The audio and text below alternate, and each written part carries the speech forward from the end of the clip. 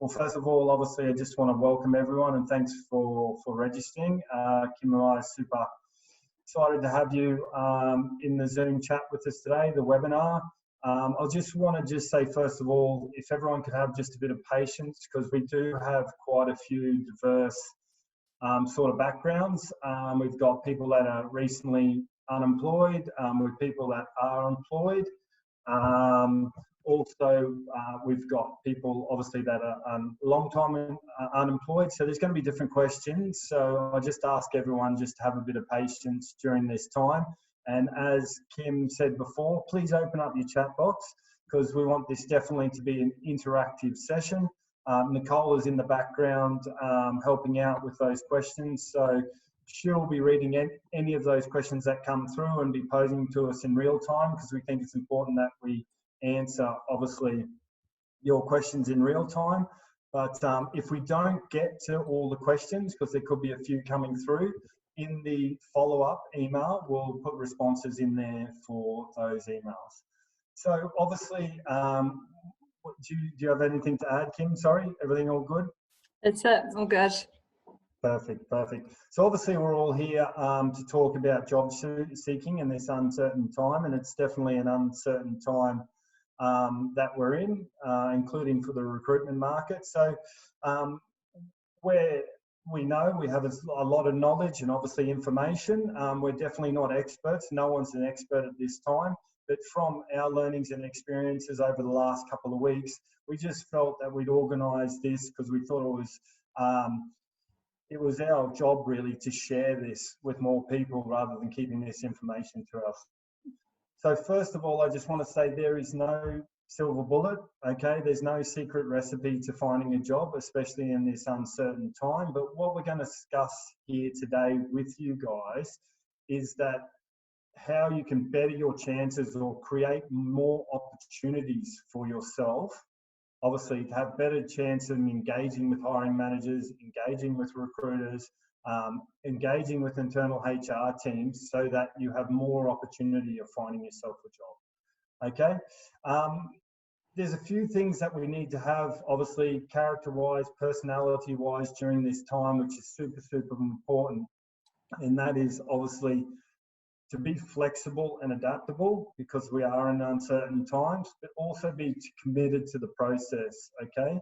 Making sure that, you know, your mindset is really focused on finding that job, okay? Because we've been saying it's nearly a job in itself at the moment, finding a job, so you really need to be committed to that, okay? And remembering through that flexible and being adaptable in this time, we've been saying a lot, employment is employment at the moment, okay? So it might not be your perfect job, but every job is an opportunity with a client or with an establishment. So everyone, any chance to be in employment at the moment within your sector or without your sector is a great opportunity. I should probably introduce myself. First of all, as you all know, my name's Andrew Farley. I'm the manager of the mining construction team at Stellar in Brisbane. I have a little bit of a different background. I come from a professional sporting background where I was a professional sports person for over 15 years. And after I finished that career, I transferred my skills, which is something that we'll talk about further down the line during this presentation, into HR, where I worked over in Europe in a global engineering company. That's where my engineering and construction background comes from. And then finally, about 2 years ago, I returned back to Brisbane, where I joined the team at Stellar, and I have been ever since. Kim is on the line there with us. She's over in New Zealand. Awesome to have Kim over. Last time I saw her, we were doing a leadership seminar here in Brisbane. So it's good to have her online with us. She's the Northern Regional Manager for Stellar over in New Zealand. Kim's been in recruitment for about 7 years. She's also been in management roles for 5 years too, where she's obviously had to manage her own recruitment processes there too. So once again, we want to welcome you. Thank you very much for joining us here today, and we'll get started into the presentation. Brilliant. Thanks for the introduction, Andrew. Of course, wanted to be here today alongside Andrew to make a contribution further to the many conversations that have been happening out there at the moment in response to COVID-19. We both recognise that there's a lot of information and advice being given by many people out there, and Andrew and I just wanted to support in sharing this conversation with you all. We're both passionate about inspiring growth in our clients' businesses through our commitment to achieving the highest levels of customer satisfaction, and we're also driven by the desire to provide job seekers with unique and life-changing career opportunities. This certainly hasn't changed in this current environment, and we hope that you're able to take a few tips and tricks out of this that'll impact your job search for the better. So, what are we going to cover today? Today, Andrew and I are going to discuss with you some effective job search techniques, how to use your existing networks to find opportunities, the best way to stay positive and motivated throughout your job search, which industries are booming through this pandemic. And we're also going to touch on updating and optimizing your CVs, your cover letters, and your LinkedIn profiles. And we're going to send some further content out afterwards by email to support that. And we're actually talking about whether or not we actually look at doing a webinar to discuss those specifically, because there's a lot of detail that's involved in those sorts of things. Now, following on from the short presentation that Andrew and I are going to run through, we'll get to the crux of the session, which most definitely is the Q&A. So feel free to ask whatever you want in terms of your job search, CVs, interview styles, etc. And Andrew and I will do our best to answer these. In order for the session to continue flowing, as we mentioned earlier, please just pop those questions into the Zoom chat, which you'll either find down the bottom of your phone or the bottom of the screen if you're doing this on your laptop. And we'll get through it as many as possible. Excellent. The new slides up there already. Thank you, Kim. So first of all, I just wanted to talk about, obviously, I'm going to go with structure. So it's been a great experience for all of us that we've been working from home, because it's very much the same as when you're looking for work. If you're unemployed and you're not working, you're at home and you don't have those daily routines and structures. So just some tips around that. It's very, very important that we keep a daily routine when we're not employed or we're searching for work, okay? Make sure you get up at the same time as you normally do. Exercise is very important, obviously, to keep the mind clear, getting some fresh air. It's very simple to get into a rut when you're not working. You can wake up, hang around in the same sort of clothes that you normally wear during the day.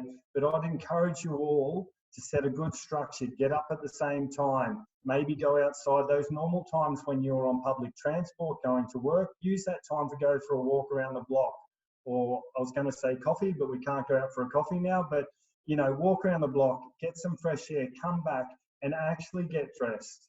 Okay, I had a good example of that this morning, that I walked out in my normal work shirt and my little daughter said, "Are you going back to work today?" So it's just a mental signal for yourself and the people around you that, you know, you've got a job to do today and that you're dressed correctly to suit that situation. And also when you're dressed appropriate, you never know when you're going to have to take a call from maybe a hiring manager or a recruiter, and you want to look as professional as possible. Which brings me on to that routine, and the next point is make sure that you've got a good work area. I know everyone doesn't have a study in their area, but just make sure when you're on your computer and you maybe have to do a Zoom chat like you're doing now, or you're participating in a webinar, that in the background you've got a professional sort of background of where you are, just a blank wall, that's all you need. Okay, and keep that area tidy and professional. Make sure you've got sufficient room to take notes and take information down. Okay, so once you've positioned yourself and you've set up your structure for your day and you've written down a few goals that you want to have during the day, make sure that the next point there is check your alerts. Okay, and if, as we said, we've got a diverse range of people on the call. If you're new to searching for a job, it's very simple to go to Think or LinkedIn or even the Stellar website, for example, to set up your job alerts. You can ask some further questions around it. I won't go into too much depth, but it's very simple. You just search your keywords of the industries that you'd like to work in. You go to the classification, you set that, you set the location, and then you obviously then click enter. And every morning you can set a time at around 7 o'clock, 8 o'clock. You'll get an email with the current updates of what jobs are available within that sector. So that's a very simple thing you can do. If anyone needs any more information around how to set those alerts, then please reach out to us afterwards. We'll put some information in also. Watch the job market. What's that mean? It doesn't just mean look at the jobs that are available on Seek. You need to go onto LinkedIn, onto companies' websites, put down a hit list of companies that you think you might be interested in working at, and you need to go and have a look at their news feeds, what's happening, whether they've won a project, whether there's a new job available there, whether there's been an announcement that they're expanding into a different area. So these are all really things that you can control yourself, that you need to look at and go beyond what other people are doing. Check your online presence. We'll speak about that a little bit further in depth, Kimball, but make sure that when you're on LinkedIn, your profile is up to date. Obviously that you're on there, you're active, you're liking things, you're commenting on things, and making sure everything's up to date. Okay, we spoke a little bit about researching the sector. As I said, there's multiple ways, and at the touch of a finger these days, we're very, very lucky that we can gather all sorts of information from all different companies, from recruitment companies through to actual companies that you want to apply for or possibly have opportunities to. But when we're talking about our CV and our cover letter presentation, I'll go into more depth about that later on. Following up on job applications. This is very, very important, and I don't mean just checking your email to see if someone's replied to you. It's very important that you get active, okay? So we're proactive in what we're doing with our job active. We're not reactive, if you know what I mean.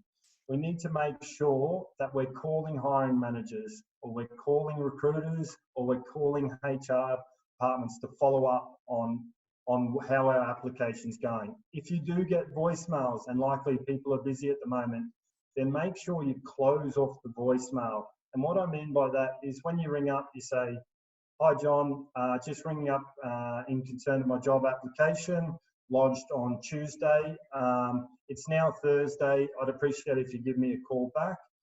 If I don't hear from you by Friday at 2 p.m, I'll give you a call back." Okay, so you're actually controlling that situation too, so you don't go away from that voicemail message. And also you can say, "I'll follow up with an email." That's another thing you can do, follow up with an email. You can write that same thing. "Thanks, following up about my application. If I don't hear back you from 2 p.m, I'll try and call again." Okay, so you're controlling that situation. You don't have that uncertainty of where it is, and you can track it. And if it's a good recruiter, good HR person, or a good hiring manager, they'll come back to you either with a yes or a no, and it's a no because of this, or is there any other opportunities? So you control the situation, waiting more than someone to come back to you on that. Okay, and the last point there, and it's a very important point too, is boosting your skill set. And you're already doing that today by obviously logging into this webinar with us, but there's so many different things, online courses, webinars, workshops, blogs that you can be interactive with. We've got so many online platforms that we can really use in a short term to gain knowledge, develop our skills, and understand our industries better, or new industries, which is something we'll talk about later on, because we mentioned in the first slide about being adaptable and flexible. You can learn about other industries very, very quickly by touching base with blogs or groups, and obviously sucking up or being a sponge of as much information as possible.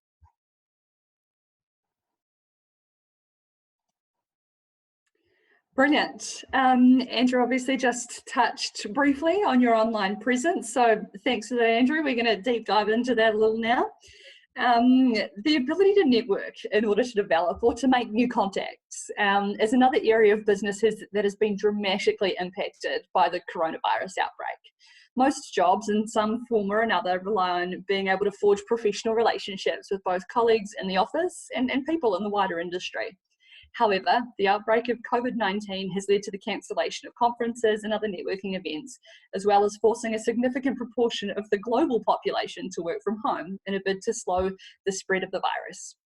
As of yesterday afternoon, across Australia and New Zealand, there were 1,111 work-at-home groups on Meetup for people to connect with other people who are doing just that, working from home. I then thought I would check it again later on. So that was yesterday morning. Later on in the day, I checked it again, and 20 more groups had popped up. So people certainly are making the most of networking with other people, and then that was just a matter of hours. So look, consider reaching out to existing and new contacts on LinkedIn. As you network, don't be afraid to ask for a contact's point of view on issues and circumstances that you yourself are experiencing. It's also a great time to post your own thoughts and create a bit more visibility about yourself. Also consider diversifying your network. So while you're reaching out to people virtually, it can feel daunting, and it means that you can't guarantee having chemistry with new contacts. It's also important to go out of your comfort zone and connect with people under all circumstances. The self-isolation is also a good time to build a personal board of directors, as during a crisis, many people are going to be more willing to help one another. To this end, network with potential mentors that have a different background to your own. For example, if someone works in operations, try to reach out to a prospective mentor with a background in sales and marketing. This is going to help you understand how individuals in these different functions view their businesses and are dealing with today's challenges. So look, now is a perfect time to reflect on your network and start to build up and increase your network so you're well positioned for when this fog lifts. So get networking with old and new contacts today. Thanks, Kim. Moving on to the next slide, I mentioned earlier, obviously, about optimizing your resume and your cover letter. This is so important. We see errors with this all the time within our industry, and it's something that we speak to candidates quite a bit about. And I'll just go to that third point straight away, and it's about stop playing the numbers game. It's so important that you're not sending out 100 CVs to 100 different jobs, and that CV and that cover letter is just generic.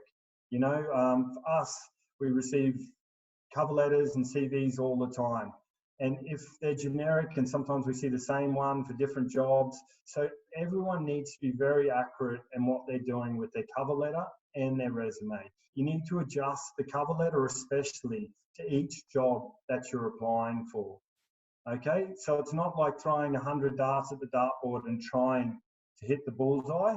It's about throwing lesser darts that are more accurate to hit the bullseye. Okay, and what I mean by that is when you're looking at a job description, or you've spoken to a hiring manager and you've taken notes down about what they've said about the responsibilities and the duties of the role, you need to tie in that into your cover letter and obviously assess your CV where you've thought about, reflected on obviously old experiences and your achievements to obviously reflect what they're looking for. So that's super important, so that you're matching your skill set, your experiences, your achievements, and your past responsibilities and duties with the ones that are advertised within the job description. Also too, it's very important that we research the companies that we're applying for, because that's what will make the difference.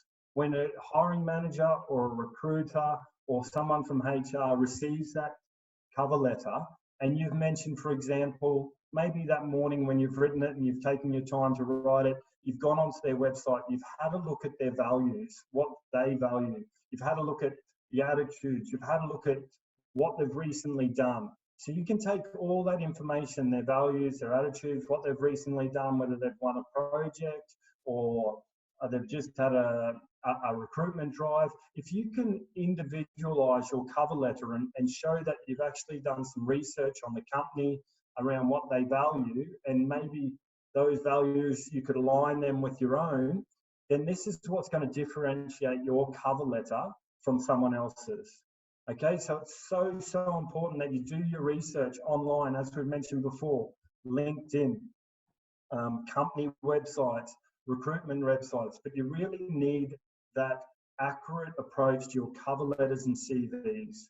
So use your experiences, take some time, reflect on what you've done, think about what they're actually asking in the role, and then adapt your cover letter and your CV with those experiences and the things they need. Also, a very important thing at this time, and hopefully through these smaller tips of gathering information, quality not quantity, build your story, finding your point of difference, all these things, is if you get through to that next stage of interviewing, We're just going to touch on it, but we can do another session later on, especially with how there's so many different applications, Skype, Zoom, FaceTime, there's even Facebook video, there's WhatsApp, there's so many different virtual interviewing tools that it's important if you get through that stage, because you've done that great cover letter, you've done your research and your resume, we're obviously going to send you out some information about your resumes and building them correctly. But if you get through to that next step, and all the interviews we're doing now, and we're coaching all our candidates on them, is you've got to practice that virtual interviewing, because it's an actual skill. And all those things that we spoke about at the start about dressing correctly, have a plain background, professional background. So the night before or the day before, call your brother, call your sister, call your mum, call a colleague. It's very important that you practice online. You get used to yourself on the camera. Obviously, how you talk, you can get some feedback on your posture, how you're sitting. All these things are very, very important. So it's something to remember. Another thing too, as everyone is working from home at the moment and we're applying for jobs in this market now, the employees are obviously employing people and you're working from home. So it's very, very important too that during this cover letter stage and your CV, obviously highlighting times within your career, or maybe you can use it if you're new to industry and you've been at university, you can use that as example from working from home, that you highlight any examples that you've worked at home. I had an example just at the start of the week. I can't remember what day, but I was speaking to a lady about a role I had advertised. The client had been very specific that their company had decided for the next 3 months, 100% that they'd be working from home. And I said, have you got any examples of this? And she was a mother of 2. And she said, in my previous role, I obviously had my children during that time, and I worked for a 3-month period at home, working from home, linking up with my team, working at distance, and I was very productive and successful during that period. So I have experience of that, so I have no problem with that going forward. So that's something also you need to remember during this process. Brilliant. Practicing your interviewing online is really good advice. Thanks for that, Andrew. And that's really focusing on something you can control, which is something I'd like us to cover now. Naturally, I'm quite a pragmatist, so I wanted to share with you a bit of a checklist that I think will assist you in your job search moving forward. So focus on what you can control. What can you control? Yourself, your actions. Are you networking with the right people? Are you applying to the right roles? Are you doing the right things? Set goals. Do you know what it is you're actually setting out to achieve, or are you just applying for jobs? Watch the market. Follow recruitment pages. Review job board statistics. I know that Seek.com regularly release updates on the job market for job seekers. And boost your skills. Is there an online course you could be doing that might assist you right now? Webinars that you can attend, that sort of thing. I guess another really big thing that we do need to accept right now is the fact that we certainly are living through a period of change. So learning to accept that is probably going to be quite big. Understand that setbacks are very much opportunities to learn, and so learn from them as they come. Welcome uncertainty, as certainty about the future right now is virtually impossible, and take some planned risks. It's okay to make decisions with limited information if that's all you've got. I recently watched a Simon Sinek video on optimism versus positivity, which he posted, I think, just a couple of days ago. I highly recommend YouTubing it for anyone that likes to watch a YouTube video. Simon Sinek's a British-born American author and a motivational speaker who's widely known for his book and his TED Talk, Start With Why. Anyway, mindset is really key in a time such as this, and so I wanted to share with you some of Simon's ideas around optimism. Being optimistic is different from being positive and certainly is not naive. Optimism is not the denial of reality. Positivity is generally about saying things are good, even when they're not. So kind of nothing to see here. We don't need positivity right now. Optimism is the belief that the future is going to be better. We're going to get through hard times right now because times are tough, they're rough, they're dark, but we will get through this together. That's what optimism sounds like. It's not the denial of what is. It's not pretending that things aren't good. It's simply the fundamental belief that there is light at the end of the tunnel and that we're heading towards that light. So be optimistic. We'll get through this together. Michelle, his last name is Cynic. I'll type it into the comment section. Perfect. Thanks, Kim. So obviously everything needs to be actioned. So we've spoken about a lot of things today, and we didn't want to make the content too heavy and too much focused on ourselves. We want to try and answer your individual questions through this, but the time now for everyone who's registered on this, and what we're seeing from the market and what the market's telling us, is everyone needs to start getting comfortable with networking online, okay? Because the main reason, social distancing, we can't meet up with people. We can't obviously do face-to-face. It's very difficult to get your personality across.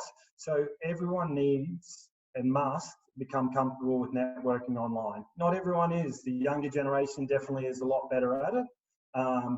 My generation is getting to know it. The older generation is still finding it very hard to get used to that. So we need to practice that. We need to force ourselves. We spoke about it before. We need to get on the likes of LinkedIn. We need to update our profiles to reflect ourselves presently. You know, make sure that photo on there is up to date. Okay, make sure all your information, your experience is up to date. Make sure that you've got some key words. Don't just put the job title. Put what your duties were, what your responsibilities were. If you're a project manager, maybe name a few of the projects that you worked on, the worth of them. So make sure that is an honest reflection of who you are, because people are using it. It's so important. Recruiters, hiring managers, HR people, everyone's using LinkedIn at the moment. So it's so important that is a true reflection of yourself. Because when you're communicating with people, liking, posting, commenting, connecting with people on LinkedIn, it's their first impression of you. It's like a firm handshake. It's about holding your posture up when you meet people. Just think of it as your first greeting. So how would you want someone to meet you? How would someone like to perceive you when they first met you? Okay, so make sure that's up to date. We'll send you some more information after about that. But I was speaking about during the CV cover letter slide about quality, not quantity. What we've got to do now is we've got to think about the quality, but the quantity's got to be in the activity of what we're doing online, okay? Because we can't meet someone. So just think of it as the quality is what I'm doing with my CV and my cover letter, but the quantity is in the activity that I'm doing online. Am I, as I've said before, and we'll stress several times, am I researching the companies that I'd like to work at or possibly advertising the role?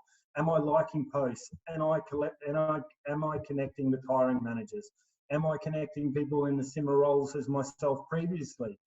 Do I know anyone from my network that might know someone at that company that I can reach out to them directly? Super important that we haven't spoke about. You've got to touch base, obviously, with old colleagues. Don't be afraid to reach out and say, this is a great opportunity now with the COVID on that I'd just like to reach out, find out how you're going in your role. I remember working with you. We always had a good relationship. Do you know if there's any opportunities within your business? I'm currently looking to work within this sector. Also too, talking to your friends, it's very important. Talk about what they do. It might not be something that you've been interested in before, but you might be able to relate to it. There might be transferable skills you can see from your job. So it's about gathering intel and gathering as much information and creating as many opportunities as possible for you to obviously differentiate yourself from the rest of the job market.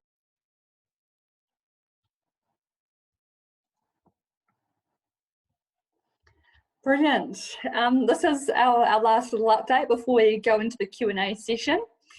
So which industries are booming through this pandemic? So I'm going to talk from, I guess, a New Zealand standpoint, and Andrew will do the same across Australia. So according to some economists, the COVID-19 pandemic could see unemployment in New Zealand rise to as high as 30%, which is huge. New Zealanders should be prepared for the borders to remain restrictive for quite some time. Even when the lockdown is eventually lifted, the government will need to steer the country towards new opportunities, with tourism likely to struggle. We're going to see a lot of insolvency in the coming months, and the global backdrop is certainly going to be challenging compared to past recessions. much more restrictive social media, what am I talking about? Much more restrictive social distancing measures, aka the lockdown that New Zealand's currently in, has certainly resulted in a sharp fall of labour demand in comparison to that of Australia. So currently here in New Zealand, there is a high demand for ambulance paramedics, aged care nurses, acute care nurses, pharmacy workers, and security services. The government here is currently looking for shovel-ready infrastructure projects that are worth around $10 million each to get underway as soon as the lockdown period ends, to boost the construction sector and, of course, stimulate the economy. Alert level 4 restrictions in New Zealand have also meant that the total active candidates, so active job seekers in the market, is down approximately 50%. And that's late March statistics versus February statistics here in New Zealand. So there's 50% less people in the job market. Research on that really has said that it's solely down to confidence in the market, right? So look, my general advice to anyone looking to make a change of industries that they're currently working within would be consider industries that relate to essential services, supply chain, infrastructure, as these are where all of the major investment certainly is going to be steered to as we look to come out of this. Thanks, Kim. So obviously Australia is very close to New Zealand, and we share a lot of obviously government decisions, and everything's very much alike. So similar points I'm going to make about Australia, but thanks for that, Kim. So just for some general stats, I just recently received a message from SEEK yesterday that unemployment has risen by 34% from this time last year to now with the COVID. So that's obviously a huge lift, and there's been huge redundancies across hospitality, the leisure industry. We've all seen on the news, the Qantas, the Flight Centres, the Virgins. So and obviously all your favourite bars and restaurants have all closed. So hospitality has really taken a huge hit there. There's a stat that's just come out recently that unemployment is doubled since the start of the year, from around 5% to around 10%.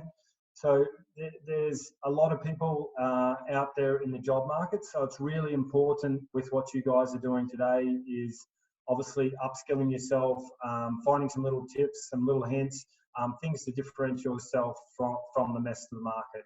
But to talking about the question, trending at the moment is very similar in Australia. We've got healthcare, obviously supermarkets, supply chain, government, mining, which is obviously very close to my sector, is still going really, really well and consistent at the moment. But also one thing that I was a little surprised about is call centres, definitely looking for more people at the moment. So that's an area where it crosses all different sectors, from finance, insurance, even general companies. They're having so many more people on the phones because their customers or their employees are demanding a lot more questions, and they want to know a lot more answers than they need to know. So there's been a high raise also in call centre employment.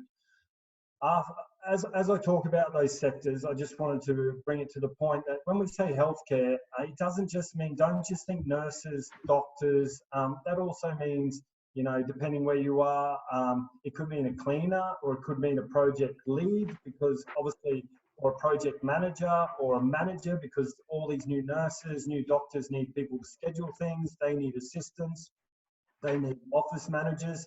So there's a broad spectrum of roles around each industry. So don't just narrow yourself down thinking if you hear supermarkets, it's just a checkout person or someone that obviously stacks the shelves, because they'll need more management, more leaders in those sort of areas to manage all these extra people that are coming into the industry. So try and think outside the box, map out those industries and what the other jobs are around that. That's another task you can do, which will help you out and obviously create opportunities for yourself within those markets if you don't have the specific skill set that you think is necessary within that market. Kim touched on it too, but it's very similar. After this sort of passes, this period, most likely areas of growth are going to be mining once again because of the global demand once everyone comes out of the COVID-19 period, but also infrastructure projects. I was speaking with some people high up in some engineering firms they've confirmed that New South Wales Transport and also TMR, which is Queensland's equivalent here, Transport and Main Roads. They've had government backing to obviously kickstart or ramp up these projects or continue to ramp up these infrastructure projects, create a bit of an employment boom after this. So there's some other long-term sectors that you could look at going forward, as well as the other ones that are currently hiring. But just saying that, there's obviously a lot of people out there, so you're doing the right thing by coming on to these, learning more, and obviously differentiating yourself from the marketplace.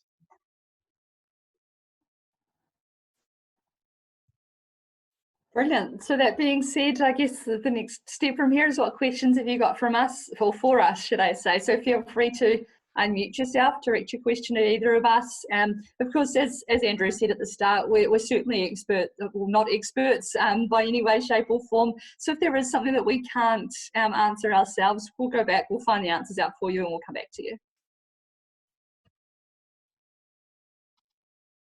If Nicole's there, I think there was a couple of pre-questions that were already asked, Nicole. So yeah, there was. Yeah, there was Andrew and Kimberly. If we don't have any questions to start with, we might start with them. Yeah, so the first question that we have was from Michela.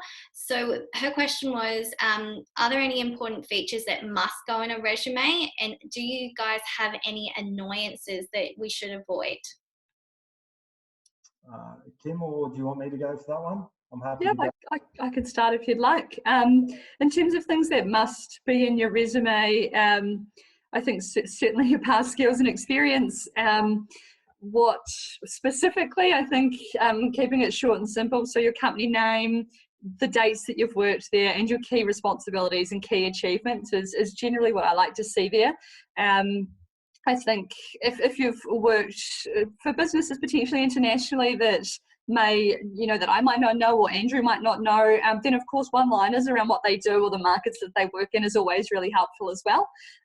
If they're local brands, then obviously I wouldn't worry about that. In terms of key annoyances, certainly I think one thing that grinds my gears is just way too much information. So a bit too bulky is probably a really big one.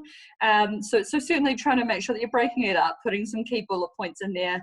I think further to that, also just making sure that you're applying for roles that you know that you're relevant to. So when you read something online, an advertisement, looking at the key skills or attributes that the person's asking for, and then making sure that those key skills and attributes are really clearly defined in your CV or your cover letter, because it makes it easier for people to match it that way. Because essentially that's what we do, and that's what general hiring managers of businesses do as well, as they sit there and they go, okay, how well does this person match this position description really, before they end up picking the phone. So making sure that you've got the information is really key. Yeah, thanks for that, Kimberly. Bevan just asked me a question as well. Is there a guideline on how many pages in a resume? For example, is 3 pages too long?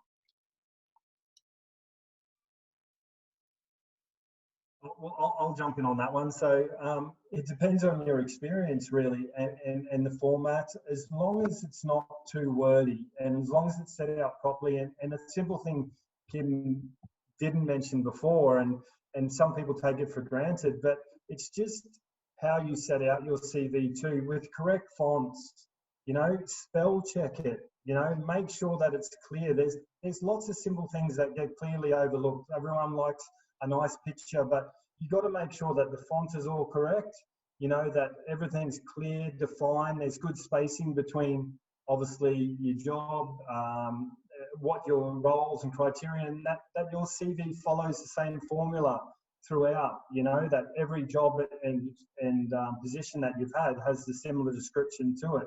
So they're really simple things, and that you're using the same color. You're not making it like a rainbow. You make sure that you just stick with maybe 1 or 2 colors, a gray and a black, or a dark blue and a black. So you're just keeping things as simple as possible on it. And 3 pages, I'd be happy with 3, depending on your experience, but 2 pages is normally good, and your cover letter is so important. I think that's the key.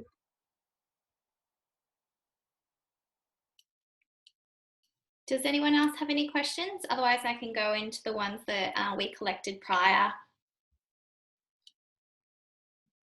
No. Okay, so one other one was from Taryn.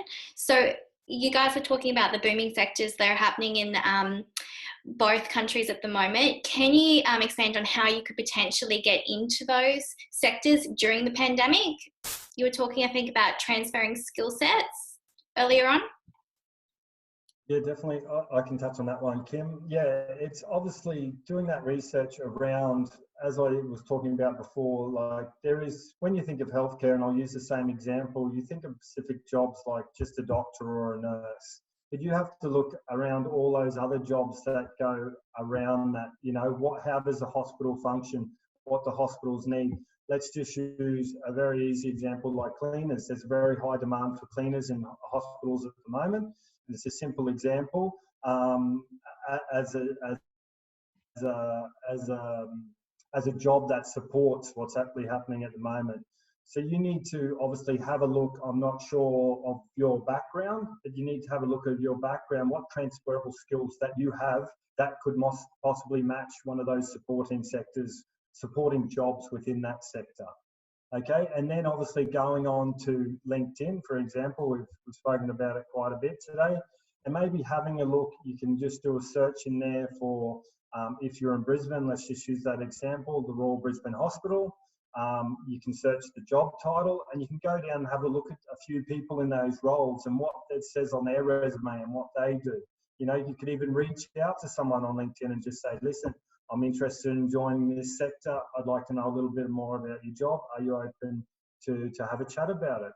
You know, so there's also too, you can search, there's maybe blogs that talk about certain jobs. There's other opportunities that could possibly align with those different sectors too. So there's definitely information out there about that. So I hope that helped. Yeah, thanks for that, Andrew.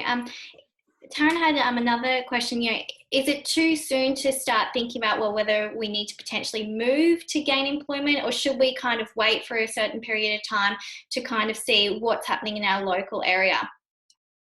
Well, obviously there's a lot of restrictions around travel. I'm not sure if that person's from New Zealand or Australia, but it's very hard to travel within Perth. Yeah, so Perth, obviously I work very closely with the mining industry, so my time over the last 2 weeks has obviously been managing workforces, fly in, fly out, which has been very, very difficult. And we're lucky that the government is still allowing essential sectors to travel, mining's been one of them.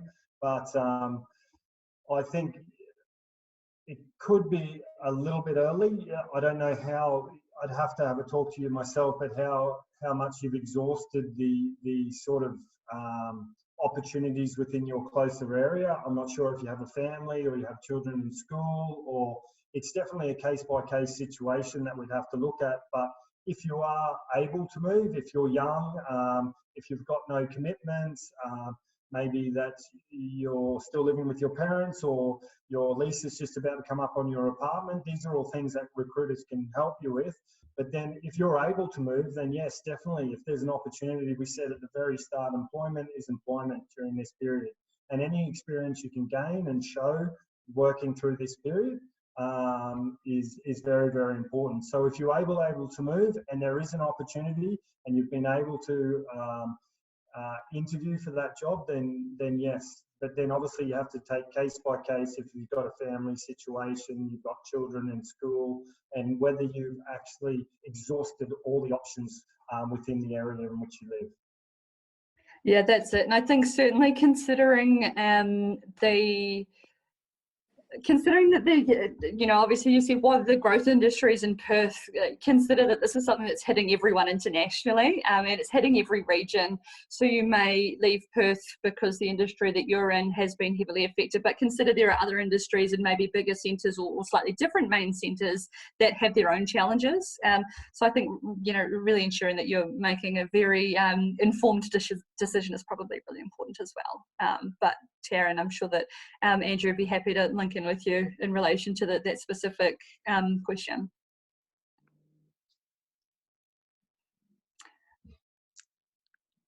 Cool. Nicole, is there another question?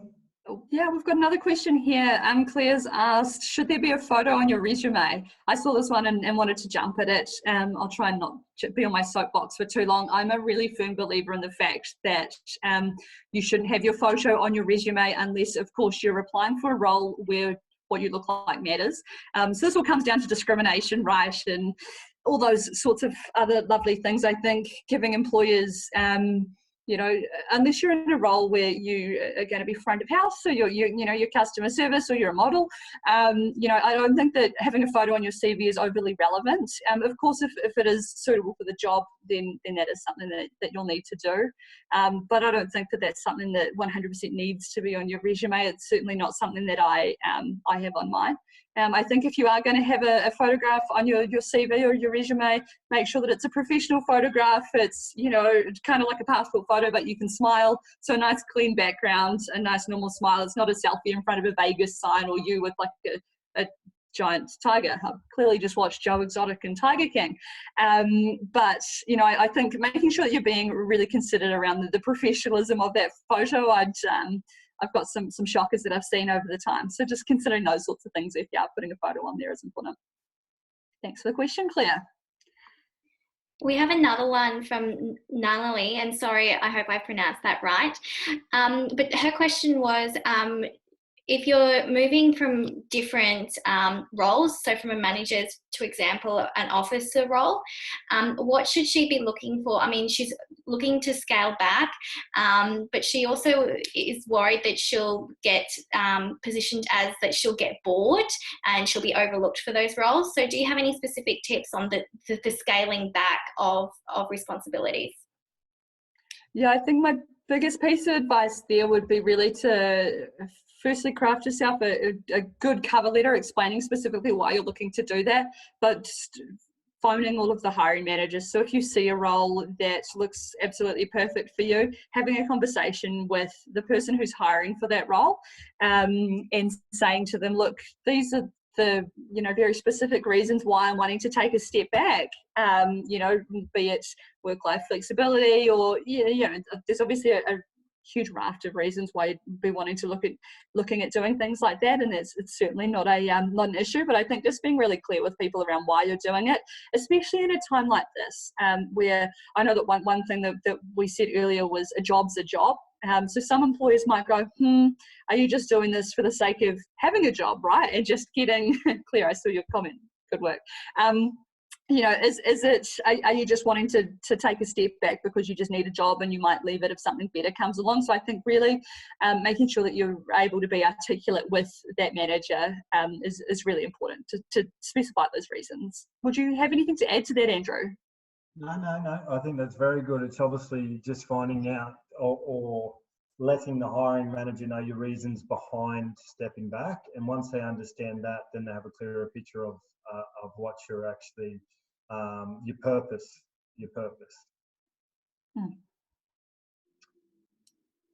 Thanks, guys. We have another one from Bevan. His question was whether or not it's worthwhile of him upgrading to a premium account on LinkedIn while he's job searching. That's a good question, Bevan. I go from having a premium account to a normal one, to a premium account to a normal one.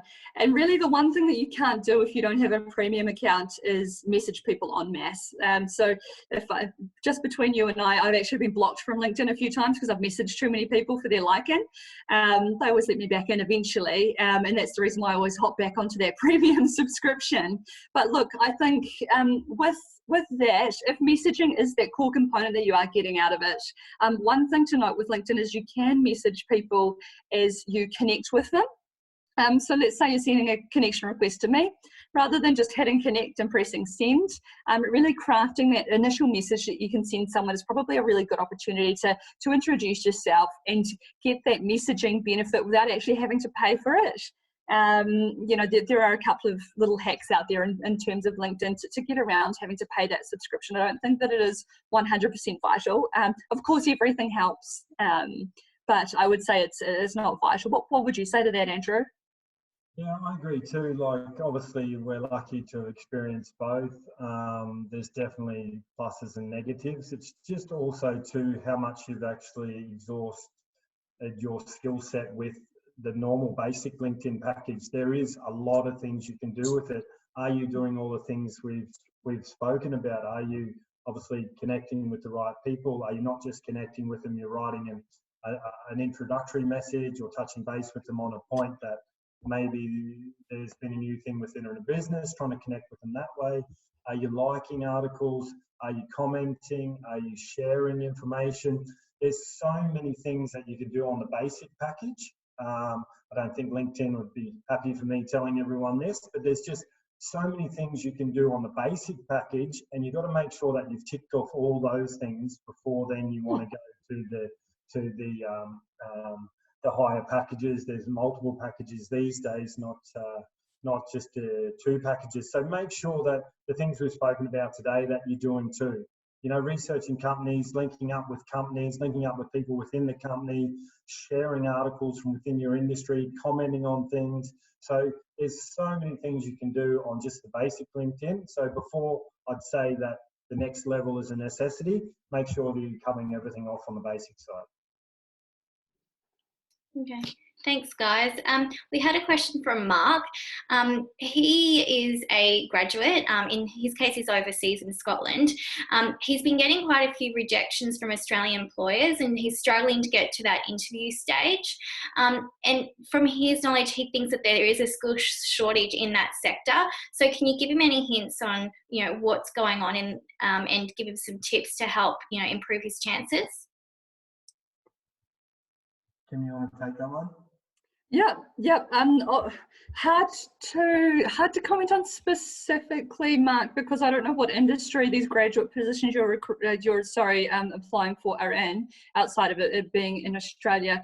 I guess the big thing here, I've recently worked with someone who has immigrated from Scotland to New Zealand. Obviously, I'm down in New Zealand, and they mining. Okay, cool.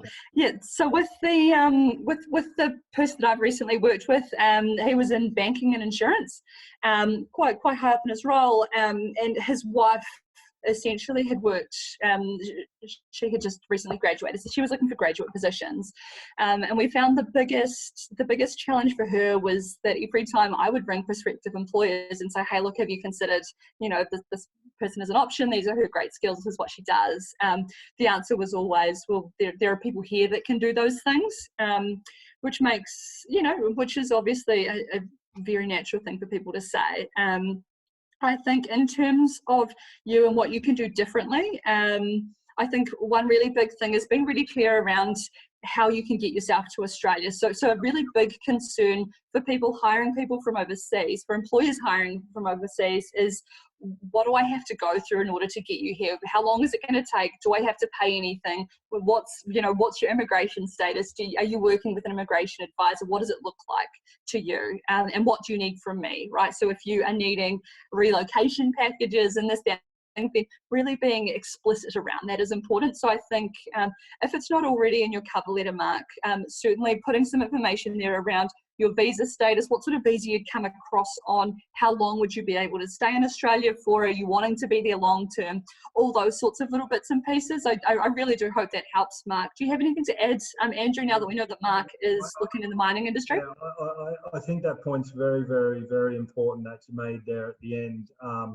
And it's not calling out anyone being lazy or anything like that, but you have to make the process as simple and as clear as possible for the employer. So as Kim mentioned before, make sure you have an understanding of what visa you need, or you've started the process, because processes for visas can take 6 months. You don't want to get down to an interview stage finally, and then they'll say, yeah, we'd like you to start in a month. And then you have a look at your visa process and it's going to take 6 months. You have to ring that employer back and say, listen, I can't be there for 6 months.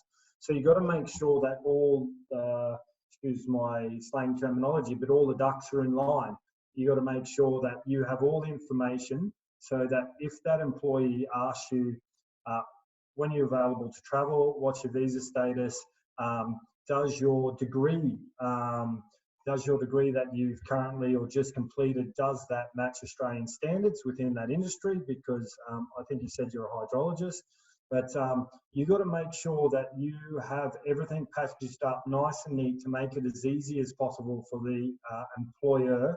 And as Kim said, if that's all noted out straight away in your cover letter, then they'll read it straight away going, this guy's switched on, this is exactly what we have to do, this is when he can be here, these are his skill sets, his degree matches up with Australian standards, he can start here, he's happy to locate any region within Australia.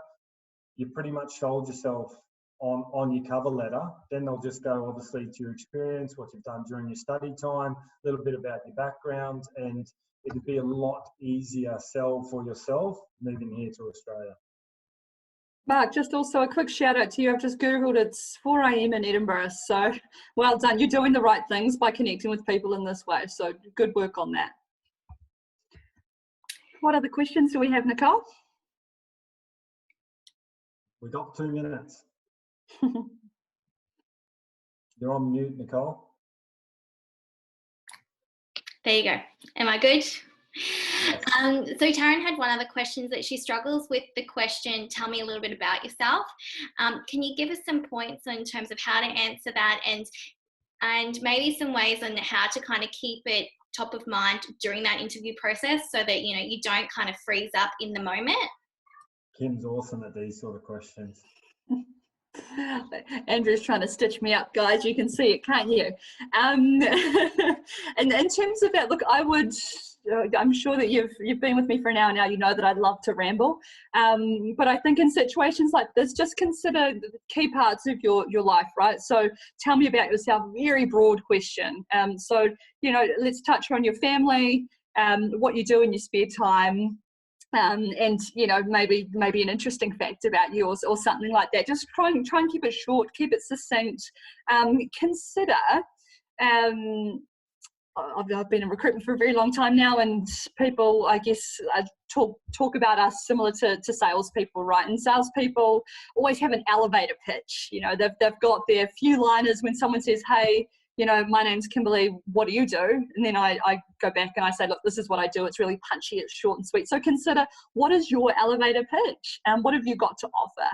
So I know if someone said to, you know, ask me that question, I would probably, you know, talk about where I live, the fact that I grew up here in Auckland.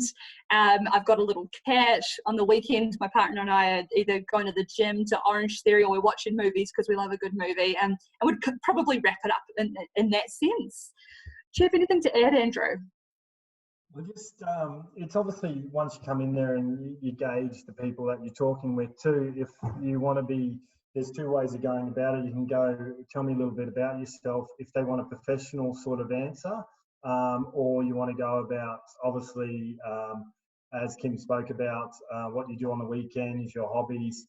So you can just clarify that in a sense that you can say, you know, describe yourself in a professional manner. You could say, I'm A, B, C, D, and E, but in my spare time, I like to watch Netflix, go surfing, and hang out with my friends. You know, so you could break that sort of answer up into 2 parts. So you make sure you're covering off, yeah, I'm career-driven, really enjoy sales, and especially passionate about connecting with people. But in my social life, I like Netflix, surfing, and hanging out with my friends. So make sure you're covering off both sides of the question, professionally and obviously personally. Yeah, Taryn, I just saw you've just commented professional answer. What I'd probably do is consider the highlights package of your CV, right? So I would start off with, this is my education, so this is the degree I've got, this is where I got it from. If I was to give you mine, you know, I worked in retail for you know, 8 years. I worked my way up to a senior leadership role. I was doing all these sorts of things in my team. From there, I made a career transition. I ended up in recruitment. I've been doing that for 7 years. I've worked across 3 different agencies in several different industries, and this is what I really enjoy about it. And I'd probably wrap it up that way, if that makes sense. Yeah, hopefully that helps, Taryn. Of course, just I think the really important thing is just to be authentic, be yourself. People know when things are super rehearsed. You know, I naturally probably would always come in and then talk about my cat and all that sort of stuff, right? Because that's who I am, and that's just me being a little bit goofy. So I think, you know, make sure you are authentic. It's probably my big one. Look, guys, I think that we're going to have to wrap up our Q&A. I'm sure Nicole will switch us over to the next slide now. Now, certainly we didn't want to make this feel like a sales pitch or anything, because it certainly isn't. We're solely here to help you out today and moving forward. So feel free to reach out to Andrew or I directly if you've got any additional questions or queries. And of course, we'll do our best to either answer them directly or assist you to someone who might be able to better answer them for us. Until then, be optimistic. We will get through this together. Take care of yourselves and take care of others. Talk to you soon. Andrew. Yeah, definitely. I just obviously reiterate what Kim said there, but just a couple of points that we've talked about. Control the controllables. Make sure you're in control of the situation when you're applying for jobs, or when you're waiting for feedback. Have discipline. We've talked about routine. We spoke about a few tips at the start there. Be resilient. Job hunting, even in a good market, you need that resilience. Be flexible, but be consistent in what you do, that activity we spoke about, making sure every day that you're doing the same thing, keeping that routine. Set those goals, give yourself a structure, and good luck to everyone out there. Perfect. Talk to you all soon. Feel free to leave us some feedback on our little LinkedIn advertisements and things like that if you'd like. Have a great day. Bye.